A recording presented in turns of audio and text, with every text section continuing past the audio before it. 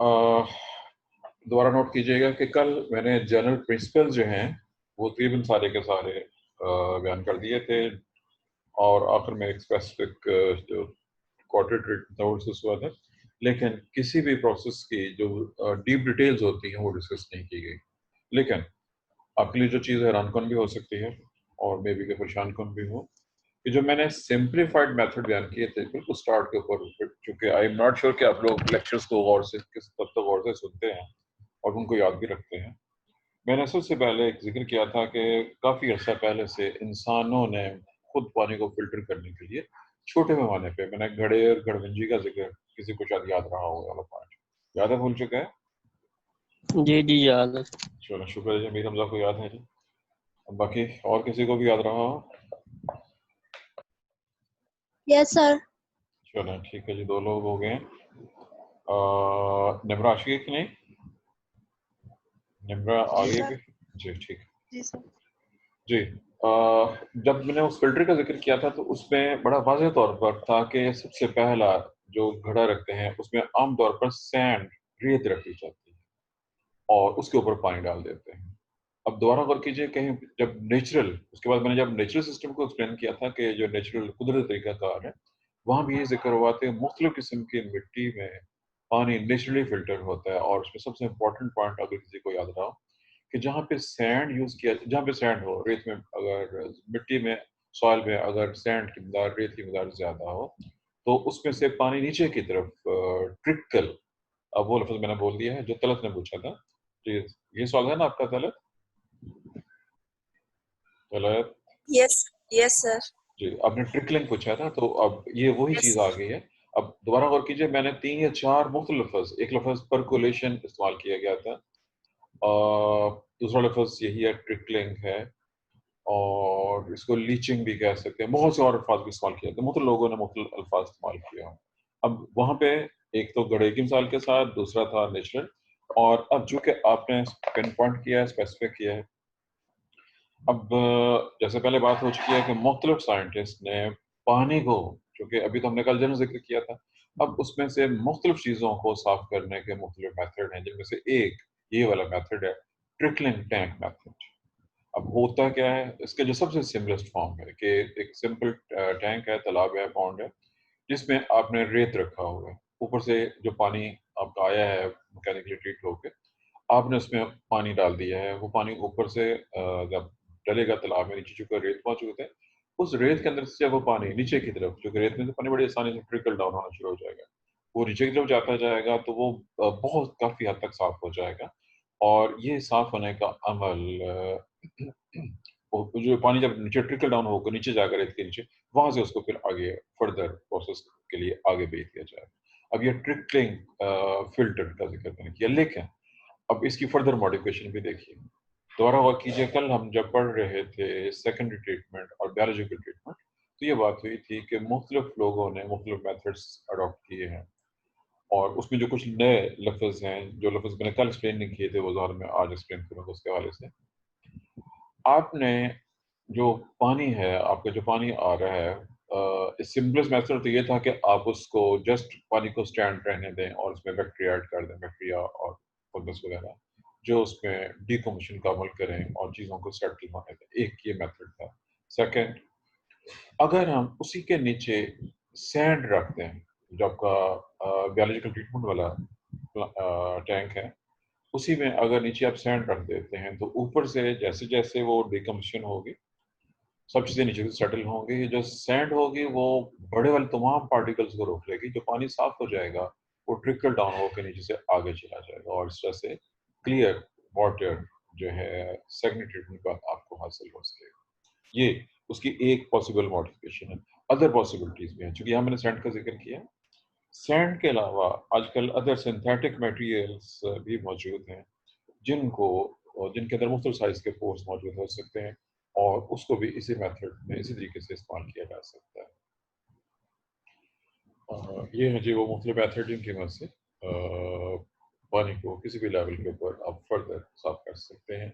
आपको याद होगा मैंने कल एक्टिवेटेड स्लज का यूज़ डिस्कस किया था। उसका मेथड भी कुछ इसी किस्म का है, या इससे मिलता-जुलता ही है। उसमें भी आप मुख्तलिफ मटेरियल को यूज़ कर सकते हैं अपने टैंक के अंदर। टैंक में वो अपने मटेरियल रखे हुए होते हैं। वो मटेरियल्स जिसके ऊपर स्लज भी डाली हुई है, जब वहाँ से पानी गुजरता है तो दोनों से हो रही हैं कि उसमें बायोलॉजिकल प्रोसेस भी होता जा रहा है साथ-साथ, और उसके साथ-साथ जो चीज़ें हैं, जो ऑर्गेनिक मैटर डिकम्पोज़ हो रहा है, उसको नीचे साफ़ करने के लिए भी रेत या अदर मटेरियल्स मौजूद हैं, और वो पानी ट्रिकल होके बिल्कुल साफ़ होता हुआ वहाँ से निकल के नेक्स्ट वाले टैंक में चला जाएगा। ये है जी एक और मॉडिफ़िकेशन उसी के हवाले से। अ, एक या एक दो और अल्फाज हैं, ये लफ्ज़ भी आपको डिफरेंट बुक्स के अंदर मिल सकते हैं पढ़ने के लिए। अब देखते हैं ये कि इसमें से कितने लफ्ज़ आपने पढ़े हुए हैं। कहीं पे कोएगुलेशन का लफ्ज़ या फ्लक्चुएशन का लफ्ज़ आपने पढ़ा होगा। कोएगुलेशन और फ्लक्चुएशन, कोएगुलेशन का पढ़ा। जी, किस रेफरेंस से क्या चीज़ होती है? फ्लोक्यूलेशन भी पढ़ा था बोर्ड। जी ठीक है, पढ़े हुए हैं, लेकिन कुछ याद है कि ये क्या थे? किस रेफरेंस से पढ़े थे? बॉटनी आप कह रहे हैं, बॉटनी में पढ़े थे? किस जगह पे? जी सर। सर किसी चीज का जम जाना, जैसे ब्लड ब्लड क्लॉटिंग होती है। जी, आपका जवाब तो ये बिल्कुल ठीक है। जी, जस्ट अ मिनट। छोटे छोटे एक छोटे मिनट पार्टिकल्स वगैरह का मिलके बड़ बैठ जाएं। कमर ने जवाब दिया, मैं उसको ज़रा बयान करना चाह रहा हूँ। ज़ाहिर कमर का जवाब बिल्कुल ठीक है। कमर ने कोएगुलेशन को ब्लड के रेफरेंस से बयान किया। जब खून ब्लड वेसल से निकलता है तो वो जम जाता है, वो भी कोएगुलेशन है। लेकिन यहाँ पे जो हमने सवाल पूछा है वो कमर, जी आपने जो जवाब दिया है उसका इससे ताल्लुक नहीं है। हम यहाँ पे इसके रेफरेंस से बात कर रहे हैं जहाँ पानी और पानी की सफाई की बात हो रही हो, उसके रेफरेंस से बात हो रही है। जी अब ये कौन था जी दूसरा? अभी रमजा आप कुछ कह रहे थे, आप बताइए। छो, छोटे छोटे मालिक्यूल्स का मिलके बड़े मालिक्यूल्स में बना देना, बड़े मालिक्यूल बना देना, ताकि वो सेटल डाउन हो सके बड़े मालिक्यूल इजीली। जी, जी, ठीक है, बिल्कुल। आपने जो कि लफ़्ज़ मॉलिक्यूल का इस्तेमाल किया है, अगर मॉलिक्यूल के लेवल पे हो रहा हो तो कह सकते हैं उसको भी, लेकिन जब हम इसको यूज़ करेंगे पानी के अंदर, तो हम मॉलिक्यूल नहीं बल्कि हम पार्टिकल्स का लफ़्ज़ इस्तेमाल करेंगे। और अब जी मैं अब मैं इसकी एक और वज़ाहत करना चाह रहा हूँ। ये भी बड़ी इंटरेस्टिंग है, और जैसे कि आप पहले से जानते हैं कि मैं एक चीज़ को कई तरीकों से एक्सप्लेन करता होता हूँ। अगर फ़र्ज़ कीजिए आप किसी ऐसी जगह पे मौजूद हैं कि आपको मजबूरन गंदा पानी पीना पड़ रहा है, उस पानी को साफ़ करने के बहुत से मेथड अवेलेबल हैं। कोई बिल्कुल सिंपल आसान सा मेथड जो किसी के, एक तो ये था कि फ़िल्ट्रेशन वाला कि आप उसको रेत और कोयले वगैरह से साफ़ कर लें। लेकिन वो साफ़ होने के बावजूद भी उसमें बहुत चीज़ें मौजूद होंगी, जरासीम भी होंगे और कुछ और खतरनाक केमिकल भी मौजूद हो सकते हैं। उसको साफ़ करने का कोई तरीका कहीं किसी ने पढ़ा हुआ है? चूँकि उसमें ये लफ़्ज़ आएगा जो मैं बोला है मैंने, सर कोई कोएगुलेशन। मैटर इसके अंदर, सर कोई दोबारा? मैटर इसके अंदर डाल के तो वो उसके साथ अटैच हो जाएगी, तो उसे या तो निकाल लिया जाएगा या आपका जवाब कोई बहुत ही जनरल है, चूँकि ये स्पेसिफिक क्वेश्चन था। और कोई जी जवाब देना चाहता हो? जी, ये 23 लोगों की चैट मुझे नज़र आ रही है जी, और 32 प्रेज़ेंट हैं, तो आप लोग अपनी अटेंडेंस, जो लोग लेट आए हैं, अपनी अटेंडेंस मार्क करें। आते ही सबसे पहला काम आप लोगों ने अपनी अटेंडेंस को मार्क करना होता है, ये मुझे हर रोज़ बताना पड़ता है आपको। Mark your attendance. जो लोग लेट आए हैं अपनी अटेंडेंस लगा लीजिए। जी, चलिए मैं एक्सप्लेन करने लगा हूँ जी, जो बहुत ही आसान मेथड है, और ये अब जी, तस्लीम। सर अगर हम पानी को रखेंगे थोड़ी देर के लिए तो उसके नीचे एक कोगुलेशन होनी शुरू हो जाएगी, मतलब जो उसके अंदर वेस्ट मटेरियल होगा वो बैठने लग जाएगा और वो एक सेमी सॉलिड की फॉर्म में आ जाएगा। तो हम ऊपर से पानी, ठीक है, तहसीन ने जो जवाब दिया वो जनरल के अगर कहीं से गदला पानी आप उसको रख देंगे तो वो कुछ टाइम बाद सेटल हो जाएगा, लेकिन याद रखिए कि जो सेटल होगा उसमें सिर्फ अगर सैंड है या सिल्ट टाइप या बड़े साइज के पार्टिकल हैं, भारे पार्टिकल हैं, वो सेटल हो जाएंगे, लेकिन कुछ चीज़ ऐसी हैं जो सेटल नहीं होती, और मैं उसी तरफ आपको लेके जाना चाह रहा हूँ। और ये मेथड ज़ाहिर है कि मैं पहले तो घर के मायने पे बात कर रहा हूँ, इसको दरमियाने और बड़े मायने पे भी यूज़ किया जा सकता है, और इसमें टेक्निकल लफ्ज़ यही होगा। अब डिपेंड करता है आपकी बॉटनी कहाँ तक पहुँची हुई है। सेमेस्टर 4 में आपने जो बॉटनी पढ़ी थी, मैं उसी रेफरेंस से आगे लेके चलना चाह रहा हूँ। I am sure all of you remember what are colloids. Do you know? You remember what are colloids? Anyone? ये मैंने पूछा तो बॉटनी का रेफरेंस है। Yes sir. आप लोगों ने केमिस्ट्री में फिजिकल केमिस्ट्री में गालिबन कोलाइड वाला पूरा चैप्टर पढ़ा होगा। फिजिकल केमिस्ट्री में कोलाइड्स का पूरा चैप्टर शामिल है सेमेस्टर 1 में, जो कि आपने पढ़ा था। आपको किस हद तक याद है ये आप भी बता सकते हैं। चलिए, बहरहाल उमैर ने कहा है जी ठीक है, कुछ ना कुछ याद होगा आपको। सर कोलाइड्स वो सर कोलाइड्स में ना सल्यूट पार्टिकल्स जो होते हैं वो लार्जर होते हैं मॉलिक्यूलर आयन से, लेकिन ये जो नेट है इससे नहीं सीन होते। चलें ठीक है, तलत ने जवाब दिया वो ठीक है, रिलेटेड है जी। उमैर आप दोबारा कुछ कहना चाह रहे हैं? जी जो सोल्यूशन पर ट्रू सोल्यूशन पार्टिकल्स है ना, जो कोलाइडल पार्टिकल्स होते हैं इनका साइज बड़ा होता है, और ये जो है ना जो लाइट पार्टिकल्स को रिफ्लेक्ट करते हैं और इंडायरेक्ट इफेक्ट जो शो करते हैं, और ये जो फिल्टर पेपर से भी नहीं गुजर सकते ये पार्टिकल्स। चलें, आपने कुछ कुछ बातें बता दी हैं, इसका मतलब आपने पढ़ना शुरू कर दिया है, बहुत अच्छी बात है जी। चलिए, अब मैं इसको लेके आ रहा हूँ स्पेसिफिक अपने टॉपिक की तरफ। एक केमिस्ट्री के रेफरेंस से केमिकल है, बहुत ही मशहूर चीज़ है, बहुत ही आम सी चीज़ है, पोटाश एलम, हम ज़बान में फटकड़ी कहते हैं। याद रखिए, फटकड़ी बहुत ही कीमती चीज़ है। अगर कहीं ऐसी मजबूरी हो, आप पानी को साफ करना चाह रहे हैं, तो आप जस्ट फटकड़ी, पहले वो फिजिकल फिल्टर रेत वाला कोयले वाला अगर कर लेते, उस पर जो पानी बचेगा आपके पास, उसमें आपने थोड़ी सी मिकदार में पीसी हुई बारीक पाउडर की शक्ल में फटकड़ी डाल देनी। आप जैसे ही पानी में फटकड़ी डालेंगे, फौरी तौर पर तो पानी आपको ज्यादा गंदा नजर आएगा, लेकिन आहिस्ता आहिस्ता कुछ चीजें नीचे सेटल होना आपको नजर आएगा, चीजें सेटल हो रही हैं, और कुछ देर बाद वाकई नीचे आपको कुछ चीज मिट्टी टाइप जमी नजर आएगी, पानी बिल्कुल साफ हो जाएगा। फटकड़ी एट टाइम दो काम कर रही है। जो लफ्ज मैंने पूछा था सवाल की शक्ल में, वो था लफ्ज कोagulation। अब उसकी रीजन क्या है? जो गंदा पानी है उसमें clay particles, I am sure you remember what are clay particles, हम जबान में चिकनी मिट्टी कहते हैं। क्ले पार्टिकल्स कोलॉइडल डायमेंशन के होते हैं, बहुत छोटे साइज के होते हैं, और दे आर नेगेटिवली चार्ज, उनके ऊपर नेगेटिव चार्ज मौजूद होता है, और ये पानी में सस्पेंडेड होते हैं, और ये पानी में नजर भी नहीं आते हैं अनटिल आप उस पर नैरो लाइट बीम डालें स्ट्रॉन्ग, तो उस वक्त नजर आ जाएंगे। आपने टिंडाल कोन, टिंडाल इफेक्ट आपने पढ़ा हुआ है। जब जैसे ही आप उसमें पोटाश एलम डालते हैं, तो ये जो बहुत से आयन पर मुश्तमिल होती है, ये फौरी तौर पर उनके चार्जेस को न्यूट्रलाइज करते हुए और उनको कोगुलेट कर देती है, और वो सेटल डाउन होना शुरू हो जाते हैं। और ना सिर्फ वो मिट्टी उसमें से निकल जाती है सारी की सारी, बल्कि ये पोटाशियम जरासीम को भी मारने में अहम पार्ट प्ले करती है, और इस तरह से पानी। अच्छा, अब ये था जी ज़माना कदीम से, क्योंकि ये ज़माना कदीम में कम से कम 100-150 साल से ये लोग इस्तेमाल कर रहे थे, इसको अब भी इस्तेमाल किया जा सकता है। इसी मेथड को और इसी की मॉडिफिकेशन को जदीद फिल्टर्स में भी यूज़ किया जा रहा है।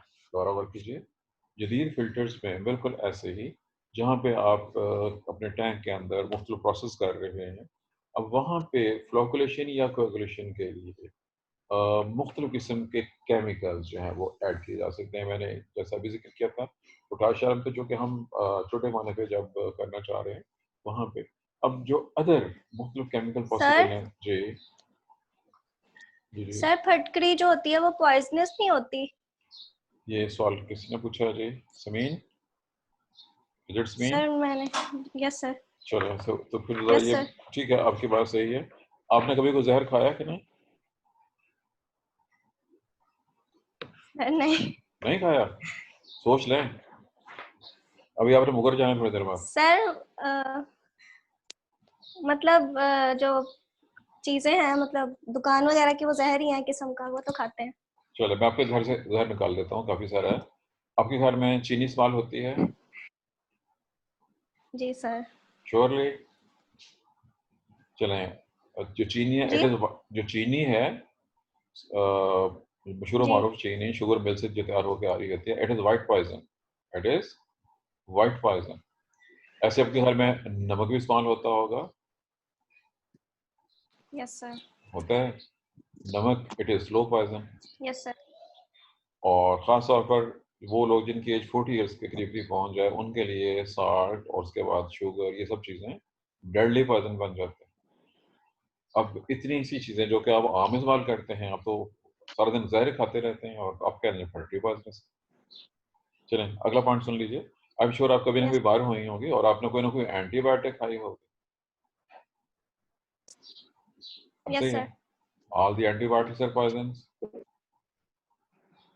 और जो फटरी है ज़ाहिर है वो जिस रेफरेंस से आपने बात की है, पॉइजन याद रखिए, पॉइजन क्या के बहुत सी टाइप्स होती हैं।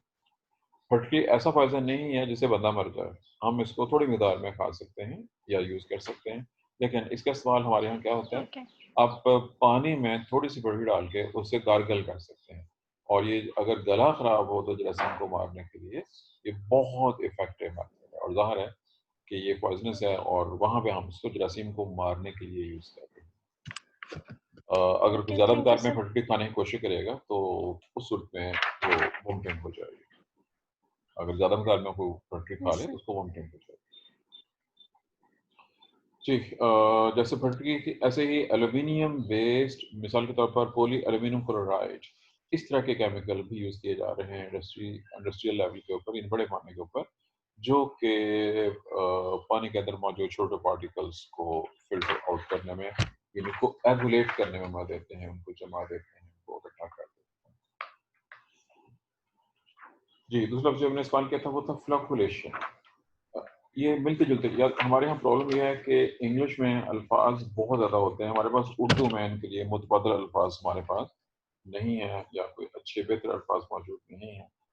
कोएगुलेशन और फ्लक्चुएशन तो बेश मिलती जुलती चीज़ें होती हैं। फ्लक इसका ये मतलब है इकट्ठा हो जाना। वो चीज़ें जो कोएगुलेट हुई थी, छोटे पार्टिकल मिलके बड़े पार्टिकल, उनके मज़ीद बड़े ढेले बनाना और फिर उनको सेपरेट आउट कर लेना।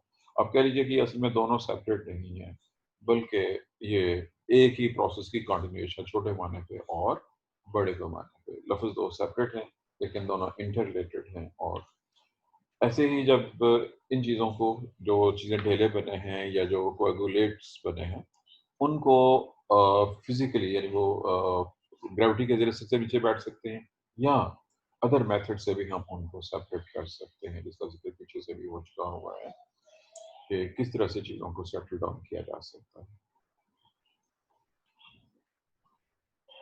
जी, कल हमने एक स्पेसिफिक पॉइंट को डिस्कस किया था, और वो स्पेसिफिक पॉइंट था कि अगर पानी एसिडिक या बेसिक है तो फिर हम उसमें क्या डालेंगे तो वो साफ हो जाएगा। और ये पॉइंट स्पेसिफिक डिस्कस किया गया था उस रेफरेंस से, जिसको मैंने कहा था कि एडवांस लेवल पे जो आपकी जो इंडस्ट्री है, जो वहाँ से पानी निकल रहा होता है, उसको साफ करने के लिए सबसे आसान तो यही दो थे जी। अगर एसिडिक वाटर है तो उसमें कोई बेस डाल दें, अगर बेसिक वाटर है तो उसमें एसिड डाल के उसको न्यूट्रलाइज कर दिया जाए और फिर उसको रिलीज किया जाए। ये था जी वो मेथड जो कल डिस्कस हो गया था। आज हमने उसी रेफरेंस से कुछ और आगे चलना है। और अगरचे कि हमने जो शुरू में जिक्र किया था प्राइमरी, सेकेंडरी, टर्शियरी और क्वार्टरली, लेकिन वो चीज़ें जो जनरल हम डिस्कस कर चुके हैं प्राइमरी सेकेंडरी लेवल वाली, जब हम उन्हीं को ज़्यादा एडवांस लेवल पे यूज़ करेंगे, जैसे कि अभी एग्जांपल आपके सामने आ जाएगी, तो वो सेकेंडरी नहीं कहलाएगा, बल्कि वो टर्शियरी और क्वार्टरली लेवल के ऊपर पानी की सफाई का अमल होगा। आपको याद होगा पहले बात हो चुकी कि हमारे यहाँ पे यानी पाकिस्तान में लाहौर के करीब जीटी रोड पे भी और कसूर वाले साइड पे भी बहुत सी टैनरीज मौजूद हैं, और भी जगहों पे हैं। टैनरीज मुख्तलिफ साल्ट यूज़ करती हैं, जिसमें बोरेक्स भी शामिल है और कैल्शियम डाइक्रोमेट भी शामिल है। इसके अलावा और भी चीज़ें और भी साल्ट यूज़ किए जाते हैं आम साल्ट के साथ। आम साल्ट तो बहुत इस्तेमाल होते हैं, जो दूसरे वाले बोरेक्स और कैल्शियम डाइक्रोमेट, ये वो साल्ट्स हैं जो ज़्यादा अच्छे वाला चौड़ा तैयार करने के लिए इस्तेमाल किए जाते हैं। लेकिन वो जितना अच्छा चौड़ा तैयार करते हैं, उतना ही ज़्यादा वो पानी को चूँकि वो जो वॉश किया जाएगा और वो पानी बाहर जब निकलेगा, एनवायरनमेंट में जाएगा, तो वो बहुत से प्रॉब्लम का बायस बनेगा। ये सब चीज़ें हमारे साथ-साथ ही हैं। अच्छा, अब एक तरफ लोग जो हैं प्रॉब्लम पैदा कर रहे हैं, यानी एनवायरनमेंट को पॉल्यूट कर रहे हैं। दूसरी तरफ साइंटिस्ट, बेचारे साइंटिस्ट कहना चाहिए, बेचारे साइंटिस्ट कोशिश कर रहे हैं कि इन चीज़ों को साफ किया जाए। साइंटिस्ट और टीचर्स जो हैं इन्फॉर्म करते हैं। ज़ाहिर टीचर्स की जो लिमिट है वो यही है कि वो क्लासरूम में अपने बच्चों को भी बता सकते हैं कि ये प्रॉब्लम है, इसको ऐसे नहीं होना चाहिए, ऐसे होना चाहिए। साइंटिस्ट ज़रा बड़े पैमाने पे अपने मज़ामीन शाया करवाते हैं, लेकिन आमतौर पर उनके मज़ामीन सिर्फ साइंसी सालों में शाया होते हैं और आम लोगों तक उनकी बात नहीं पहुँचती। उनका ये ख्याल है कि हमने अपनी बात एक रिसाले में शाया करवा दी है। साइंटिफिक जर्नल्स को कोई भी आम बंदा और ख़ास तौर पर हमारे सियासतदान तो कतई नहीं पढ़ते, ना ही पढ़ सकते हैं, क्योंकि उनका फील्ड नहीं है, उनका फील्ड कुछ और होता है।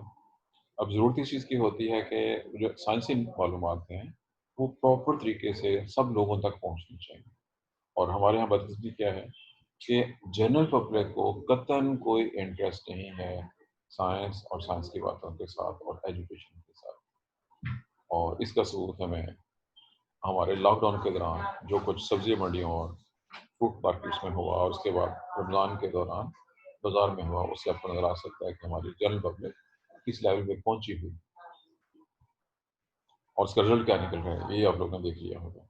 एहतियात की तो हमारे यहाँ किसी लोगों ने कसम खा दी है कि बाकी सब कुछ करना है, एहतियात नहीं करना है। इल्ज़ाम दूसरों पे लगाना है, खुद कुछ नहीं करना है, दूसरों पे इल्ज़ाम लगा देना है। बहरहाल अब ज़रूरत इस चीज़ की है कि जो साइंस के मुख्तलिफ चीज़ें हैं, जैसे अभी कैंडल्स के बारे में बात हो रही है, ये जनरल पब्लिक तक भी पहुंचनी चाहिए और उन लोगों तक जिन्होंने कानून साजी करनी है, उन तक ये बात पहुंचनी चाहिए कि इन चीज़ों को किस तरह से कंट्रोल किया जाना है। लेकिन हमारे यहाँ एक बहुत ही मशहूर वजारत बनाई गई थी, ये चूँकि पॉलिटिकल इशू है, मैं वजारत का नाम जो मीडिया में आ चुका है, ज़रा मैं अपने नाम से नाम नहीं ले रहा, इस वजारत को वजारत माहौलियात का नाम दिया गया था। वजारत माहौलियात, मेरे ख्याल में आपको अंदाज़ा हो चुका होगा कि किस वजारत की बात हो रही है। और उन्होंने जो कुछ किया वो वाकई एनवायरनमेंट के साथ माहौल ही था, जो कुछ वो करते रहे और जिस तरह से वो कुछ किया गया। बहरहाल जो हमारी कानून साजी है, कुछ कुछ कवानीन मौजूद हैं, लेकिन उन पर अमल दरामद नहीं है। वो मशीनरी जिसने अमल दरामद करना होता है, वो उस पर अमल दरामद कम और कुछ और चीज़ों पे अमल दरामद ज़्यादा कर रही होती है। अब मैं जनरल जो हमारा असल पॉइंट है वहाँ पर सबसे रखवा रहा हूँ। कैनरी से आने वाले इस पानी में खतरनाक हैवी मेटल्स, क्रोमियम और खतरनाक केमिकल्स में बोरेक्स, बोरॉन वगैरह मौजूद है। अब साइंटिस्ट क्या कर रहे हैं? साइंटिस्ट ये कर रहे हैं कि वो मुख्तलिफ ऐसे माइक्रोब्स को स्टडी कर रहे हैं, रिसर्च कर रहे हैं, जिनको उस पानी में डाल के उस पानी में से इन खतरनाक केमिकल को खत्म का मतलब एब्जॉर्ब किया जा सके। अब लोगों ने एक लफ्ज़ पढ़ा हुआ है, टेक्निकल लफ्ज़ है bio absorption. I am sure आप लोग इस नाम से वाकिफ हैं। Bio absorption, you remember anywhere? Yes anyone? Sir. जी, कहाँ पढ़ा था? सर क्या था? बायोलॉजी, जी सर जी। सर लिविंग ऑर्गेनिज्म को इस्तेमाल करके सर वो उसके अंदर पोल्यूशन, माहौल के अंदर पोल्यूशन वगैरह को या तो पेस्टिसाइड को खत्म चलें किया जा ठीक है, सकता कुछ है। कुछ कुछ ठीक है। पेस्टिसाइड तो नहीं, लेकिन जो हैवी मेटल्स हैं, not for pesticide, it is for heavy metals. चलें पहले अब देखिए, अभी मैं बात कर रहा हूँ। साइंटिस्ट ने बहुत से ऐसे केमिकल्स बहुत से ऐसे माइक्रो ऑर्गेनिज्म डिस्कवर किए हैं जिसमें बैक्टीरिया भी शामिल हैं, जिसमें मुख्तलिफ फंगस भी शामिल है और बहुत से एल्जी या ब्लू ग्रीन एल्जी भी शामिल हैं, जिन पे एक्सपेरिमेंट्स किए गए, जो चेक किया गया कि अगर उनको उस पानी में डाल दिया जाए जहाँ पे खतरनाक हैवी मेटल्स मौजूद हैं, तो वो उन केमिकल्स को सिलेक्टिवली एब्जॉर्ब कर लेते हैं। सिलेक्टिव एब्जॉर्प्शन बहुत इंपॉर्टेंट पॉइंट है।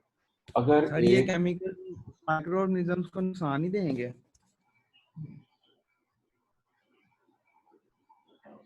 आपने उन माइक्रोस्कोप को चाटना है बाद में,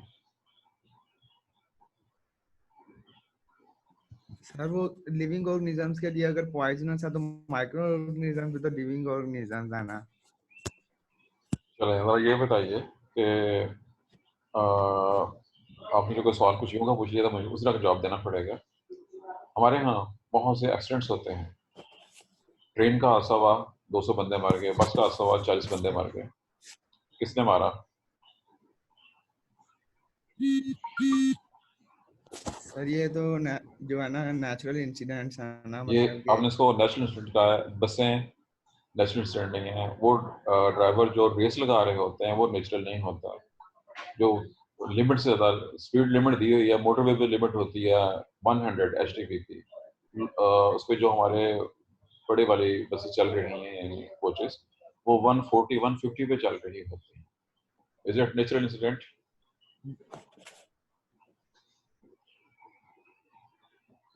हाँ जी, चुप हो गया। सुन लें, मैंने यही कहा था कि हमारे यहाँ कानून बनाए जाते हैं, उन पर अमल दरामद नहीं होता है। कानून यही है कि स्पीड लिमिट है 100, बस चल रही है 150 के ऊपर, हादसा होता है, कहते हैं जी वो हादसा हो गया, बस ये हो गया, हादसा हो गया। किसी ने ये नहीं तहकीक करनी कि ये क्यों हो रहा है, किस वजह से, और रिस्पॉन्सिबल कौन है, और वजह क्या है। कानून प्रॉपर नहीं है और उन पे उनका कोई चेक नहीं। जब चीज़ें चेक नहीं होंगी तो उसका रिजल्ट भी यही निकलता है। जब कानून गलत बनते हैं और उनका गलत इस्तेमाल होता है तो वो चीज़ों को ठीक की बजाय मजीद ख़राब कर देते हैं, और यही हमारी बदकिस्मती है। ये कुछ हमारे यहाँ हो रहा है हर लिहाज से। जो आपने पूछा है, हम यानी इंसान जो है सबसे पहले अपने लिए सोचते हैं, हम अपने आप को हमने बचाना है, और उसके बाद इन्वायरमेंट को बचाना है। जो हम माइक्रो ऑर्गेनिज्म यूज़ कर रहे हैं, नेचर ने जो चीज़ें बनाई हुई हैं, ये तो बिल्कुल ऐसे ही है। आप गोश्त खाते हैं कि नहीं खाते? हाँ जी, उमैर, आप गोश्त खाते हैं कि नहीं? सर खाता हूँ गोश्त। चलें, आप अकेले नहीं हैं। दुनिया की मेजॉरिटी, सिवाय कुछ वेजिटेरियन को छोड़ के, दुनिया की मेजॉरिटी लोग गोश्त खाते हैं। अब जो वेजिटेरियन है वो ये कहते हैं कि जी आप इन जानवरों को क्यों मार रहे हैं, आप सारे जानवरों को मार के, हम तो उसको कहते हैं हमने ज़िबा कर लिया। कुछ लोग उनको ज़िबा किए बगैर किल करते हैं और खा जाते हैं। वो कहते हैं आप जुल्म कर रहे हैं। अब आप उनको क्या जवाब देंगे इसका? और अपने भी इसका जवाब दीजिए कि आप जो गोश्त खाते हैं तो वो भी आपने एक जानवर को मार के गोश्त खाया।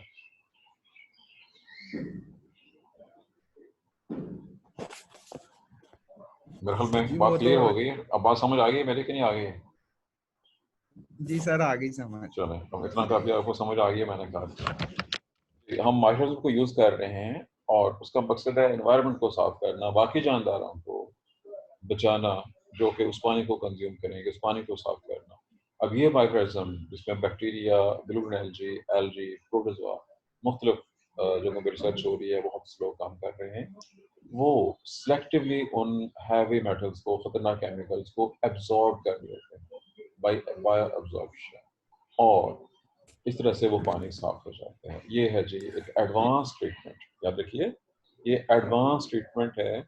और ज़ाहिर है कि ये भी बेसिकली इंडस्ट्री बेस है, जहाँ पे इंडस्ट्रीज मौजूद हैं। होना क्या चाहिए कि इंडस्ट्रीज पे टैक्स लगाया जाए और वो टैक्स उस रिसर्च में यूज़ किया जाए और फिर उसके बेस के ऊपर उस पानी को साफ किया जा सके। ये तरीक़ाकार ये होना चाहिए, लेकिन हमारे यहाँ तो ऐसा नहीं होता है। लेकिन याद रखिएगा कि तरक्की याफ्ता मुल्क में बहुत बड़े पैमाने पे ये सब कुछ हो रहा है और वो पानी को एडवांस ट्रीटमेंट लेवल के ऊपर साफ कर रहे हैं। अब यहाँ पे आपने साफ किया है, पानी को निकाला है केमिकल, और अपनी यूटिलाइजेशन की है एक लिविंग ऑर्गेनिज्म की, माइक्रो ऑर्गेनिज्म की। बहरहाल ये एडवांस लेवल का टर्शरी और क्वार्टरनरी ट्रीटमेंट है, और पानी को इस तरीके से बहुत अच्छी तरीके से, बहुत बेहतर तरीके से किसी भी खतरनाक हैवी मेटल से साफ किया जा सकता है। जो पेस्टिसाइड्स हैं, याद रखिएगा, पेस्टिसाइड्स को इस तरीके से ख़त्म नहीं किया जा सकता है जिस तरह से ये हमने मेटल का जिक्र किया। अगर पानी में पेस्टिसाइड्स मौजूद हैं, उसमें अदर मेथड्स हैं, अवेलेबल हैं, लेकिन उसमें कुछ प्रॉब्लम्स भी।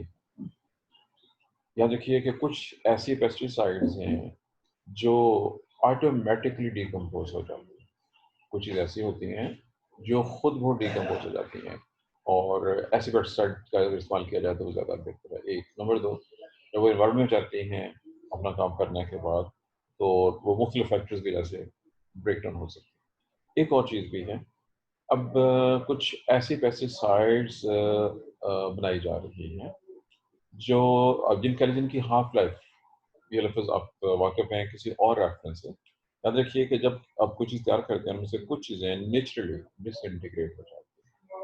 बहरहाल ये भी ऐसा प्रोसीजर है कि ऐसी केमिकल यूज़ किए जाएँ जो ऑटोमेटिकली, एक लफ्ज़ और आपने पढ़ा हुआ है और वो लफ्ज़ आपको याद होगा, बायोडिग्रेडेबल।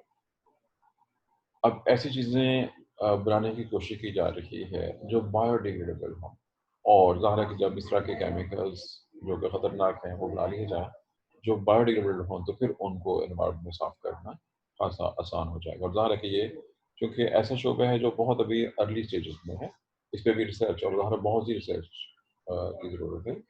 और फिर प्रॉब्लम यही है कि हमारे यहाँ इन गरीब मुल्कों में, ये आपके लिए शायद हैरानकुन परेशानकुन खबर होगी, आपने नोट किया होगा कि गरीब मुल्कों में, जिसमें पाकिस्तान भी शामिल है, एजुकेशन और हेल्थ वो दो शोबे हैं जिनको बहुत बुरे तरीके से नेगलेक्ट किया जाता है। और ऐसे शोबे जहाँ पे बिल्कुल जरूरत नहीं होती वहाँ पे अरबों रुपए ज़ाया कर दिए जाते हैं। और अभी तो सिर्फ स्टेप 1 हुआ है। कोविड-19 ने पूरी दुनिया को ये बता दिया कि हेल्थ और एजुकेशन इन दोनों को टॉप पे होना चाहिए। अभी सिर्फ गवर्नमेंट की तवज्जो हेल्थ पे गई है और आपने देखा होगा कि जब देखा कि ये तो प्रॉब्लम हो गई है तो अब डॉक्टर्स के लिए हिफाजती लिबास अब अरेंज किए जा रहे हैं। वो डॉक्टर्स जो अपनी जान हथेली पे रख के, डॉक्टर्स में डॉक्टर्स और उनके साथ जो अमला है, नर्सेज हैं और जो पैरामेडिकल अमला होते हैं, वो सब इंतहाई खतरे में होते हैं, खतरे में दो चार होते हैं, क्योंकि वो इंतहाई खतरनाक केमिकल्स को बगैर हिफाजती लिबास के डील कर रहे होते हैं। और ज़ाहिर है वो उनके लिए, उनकी लाइफ के लिए अभी रिसेंटली आपने देखा होगा कि यमन चोपड़ा के रखने से कितनी ज़्यादा प्रायोरिटीज़ नहीं हैं, कितने लोग मुतासर हो गए हैं, डॉक्टर्स जो हैं, डॉक्टर कम्युनिटी। बहरहाल हिफाजती लिबास उनके लिए रिक्वायर्ड होता है। याद रखिए कि हेल्थ और एजुकेशन, जापान ने जो तरक्की की, गौर कीजिएगा, जापान 1945 में बिल्कुल तबाह हो गया था जंग अजीम रोम में, और उस तबाहशुदा जापान ने बहुत मुख्तर अरसे में तरक्की की और दुनिया के चंद जो टॉप वाले मालिक हैं वो उनके अंदर आ चुका होगा। चाइना हम के बाद हमारे बाद आज़ाद हुआ और वो भी दुनिया में बहुत ऊपर तकरीबन सेकंड लेवल पर पहुंच चुका हुआ है। इंडिया भी हमारे साथ आज़ाद हुआ, इंडिया हमसे बहुत आगे जा चुका होगा। अब सोचने वाली बात यह है कि ये जो मालिक हमारे साथ आज़ाद हुए और वो हमारे मुकाबले में बहुत आगे चले गए हैं, हम बहुत पीछे रह गए हैं, क्या वजह? उसकी वजह एजुकेशन है। हमने अपनी एजुकेशन को नेगलेक्ट कर दिया। एक ऐसा महकमा जिसको मुकम्मल तौर पर सेंट्रलाइज होना चाहिए था और कंट्रोल होना चाहिए था। ये और एजुकेशन तो अभी भी पाकिस्तान में मतलब कि काफी है, जिन्हें टॉपर्स पाकिस्तान में होते हैं, इतने किसी और मुल्क में तो नहीं होते होंगे। वो हमारी ज़ाती मेहनत है, हमारे बच्चे बहुत ज़्यादा मेहनत करते हैं। अब नोट कीजिए कि जो पाकिस्तान से डॉक्टर्स बन के जाते हैं ये पूरी दुनिया को कम्पीट कर रहे हैं। और वजह क्या है? जो हमारे गवर्नमेंट कॉलेजेस, जिसमें गवर्नमेंट की बात कर रहा हूँ, गवर्नमेंट के इदारों में खासतौर पर पंजाब में जो डॉक्टर्स बनते हैं वो ऑन मेरिट उनका दाखिला होता है, चूँकि 3300 सीट्स में से 3000 सीट्स ओपन मेरिट की होती हैं। सिर्फ 300 लोग ऐसे हैं जो कि रिजर्व सीटों पे आते हैं, लेकिन जो प्राइवेट सेक्टर में डॉक्टर बनते हैं वो सारे के सारे कुछ ऐसे ही होते हैं। चूँकि रिसेंटली अब जो सुप्रीम कोर्ट ने शामिल किया था उनके लिए भी मेरिट बनाया, वगैरह वहाँ पे सारे का सारा पैसे की उसमें डॉक्टर बन रहे थे। वो तो बिल्कुल वैसे थे जैसे बाकी दुनिया के आम डॉक्टर्स हैं, लेकिन हमारे डॉक्टर्स ऐसे ही जो हमारे इंजीनियर्स जो गवर्नमेंट सेक्टर में बन के जा रहे हैं वो कम्पीट कर रहे हैं हर जगह पे, हमारे साइंटिस्ट कम्पीट कर रहे हैं। ये ज़ाती मेहनत है उन लोगों की जिन लोगों ने स्ट्रगल की है। गवर्नमेंट जो है, बाकी छोड़िए, गवर्नमेंट ने जो स्कॉलरशिप होता था वो ख़त्म कर दिया। स्टूडेंट्स को जो स्कॉलरशिप मिलता होता था, हमारी गवर्नमेंट ने तो वो स्कॉलरशिप तो ख़त्म कर दिया, जो कि ज़ाहिर के बच्चों की हौसला अफजाई बहुत ज़्यादा होती है। जो अच्छे बच्चे हैं, जो मेहनती बच्चे हैं, अच्छे नंबर लेने वाले, जब उनको आप कुछ प्राइज़ नहीं देंगे तो फिर एजुकेशन का अल्लाह ही हाफ़िज़।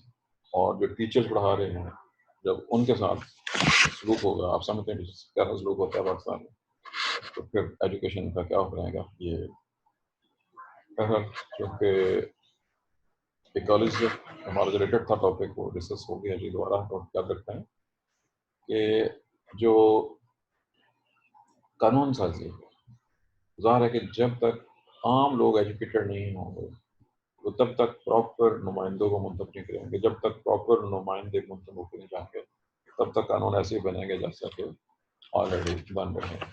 और ये सिर्फ पाकिस्तान नहीं बल्कि सारी की सारी थर्ड वर्ल्ड का यही मसला है कि वहाँ पे स्टार्ट बुनियाद की ईंटें गलत रख देते हैं और चाहते हैं कि हमारी इमारत बहुत ही अच्छी और खूबसूरत और बड़ी मजबूत बने। जब बुनियाद ख़राब हो गई तो सब कुछ ही ख़राब हो गया। जी ये था जी एडवांस लेवल ट्रीटमेंट के किस तरह से पानी को हम मुख्तलिफ केमिकल से साफ कर सकते हैं। तो ये सब कुछ करने के बाद भी दोबारा याद रखिएगा, ये सब कुछ करने के बाद इस पानी को बेस्ट तरीका यही है कि इसको यूज़ किया जाए इरिगेशन में। ये ऑटोमेटिक वहाँ पे यूज़ हो जाएगा और ट्रिकल डाउन भी हो जाएगा नीचे की तरफ, और उसके बाद फिर नॉर्मल जिस तरीके से हम पानी इस्तेमाल करते हैं उसको इस्तेमाल करना चाहिए। लेकिन बहुत से ममालिक में, एडवांस ममालिक में, ये सब तरीकों से साफ करने के बाद इस पानी को यूटिलाइजेशन जो आम इस्तेमाल होते हैं वहाँ पे इस्तेमाल करते हैं, यूज़ कर लेते हैं, लेकिन पीने के लिए इस्तेमाल नहीं करते। पीने के लिए पानी को मज़ीद सफाई की जरूरत होती है ताकि वो हर लिहाज से जरासीम से पाक। उसमें एक तो और फ्लोरेशन का जिक्र हो चुका होगा। आप ओजोन के नाम से वाकिफ हैं, आप ओजोन के नाम से पहले से वाकिफ हैं। ओजोन ऑक्सीजन की एरोटिक फॉर्म है, और अगर ओजोन प्रोवाइड की जाए तो इसकी वजह से भी पानी में से बहुत से खतरनाक जरासीम को किल किया जा सकता है। आपको याद होगा जब मैंने घर वाले फिल्टर की बात हो चुकी है मेरे ख्याल में, घरों में जो फिल्टर होता है उसमें अल्ट्रा वायलेट लाइट यूज़ की जाती है। और ये मैंने बिल्कुल स्टार्ट में जिक्र किया था कि अगर हम जब सनलाइट में, स्ट्रॉन्ग सनलाइट में पानी को रखते हैं तो वो भी यूवी लाइट की वजह से मर जाते हैं। ऐसे ही पानी को अल्ट्रा वायलेट लाइट की मदद से भी साफ कर सकते हैं। और जो घर वाला फिल्टर था एक बार फिर उसी की तरह, उसका जो सेकंड जग होता है उसमें कार्बन यूज़ किया जाता है। कार्बन एक्टिवेटेड कार्बन की शक्ल में होता है, और ये पानी को जब इसमें से फिल्टर किया जाता है तो पानी में से स्मेल और जायका दोनों चीज़ों को, हर वो चीज़ जिससे स्मेल या पानी का टेस्ट चेंज होगा वो उसको ख़त्म कर देता है। लेकिन ज़रूरत इस बात की होती है कि जो आपका फिल्टर है उसके जग हर प्रॉपर टाइम के बाद चेंज कर दिए जाएँ, वरना जब वो बंद हो जाते हैं तो फिर वो नाकारा हो जाता है। पर ये है जी ऑल अबाउट वाटर ट्रीटमेंट, और ये एडवांस लेवल ट्रीटमेंट आज हमने डिस्कस कर रही है। इस टॉपिक में एक छोटा सा क्वेश्चन, एक या दो क्वेश्चन रह गए हैं, उसका हमारा अगला टॉपिक हो जाएगा। और ये जो हम बाकी से रह गया है इसका कुछ पार्ट में नेचुरल वाटर ट्रीटमेंट के नाम से एक्सप्लेन कर चुका हूँ। नेचुरल वाटर रिसोर्सेज को यूज़ किया जा सकता है। टाइम खत्म हो रहा है, 40 मिनट हो चुके हैं, ये बंद हो जाए इससे, इसलिए ये टॉपिक अभी